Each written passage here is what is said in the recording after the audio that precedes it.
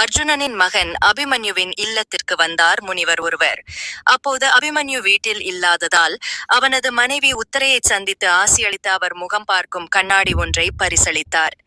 அதன் முன் நிற்பவருக்கு பிரியமானவர் யாரோ அவரது முகமே கண்ணாடியில் தெரியும். உத்தரை உற்று பார்த்தாள். அவளது கணவர் அபிமன்யு தெரிந்தார். சற்று நேரத்தில் வீடு திரும்பிய அபிமன்யு கண்ணாடியை பற்றிய விபரம் அறிந்து வியந்தான். அவன் பார்த்தபோது அதில் மனைவியான உத்தரை தெரிந்தாள். அன்பு கயிறால் இருவரும் கட்டியிருப்பதைக் கண்டு மகிழ்ந்தனர்.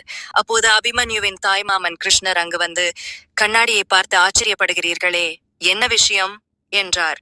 மாமா, இந்த கண்ணாடியில் நீங்கள் தெரிய மாட்டீர்கள். உங்களுக்கு அன்புக்குரியவர் யாரோ அவரே தெரிவார். உங்கள் மனதை கவர்ந்தவர் அத்தை ருக்மணியா அல்லது சத்யபாமாவா என்றான் அபிமன்யு. யாராவது ஒரு மனைவியை அடையாளம் காட்டி இன்னொருத்தியிடம் சிக்குவானா அந்த மாயகிருஷ்ணன்? அவன் கண்ணாடியை பார்த்தபோது அதில் சகுனி தெரிந்தான். இதென்ன விந்தை என்றான் அபிமன்யு.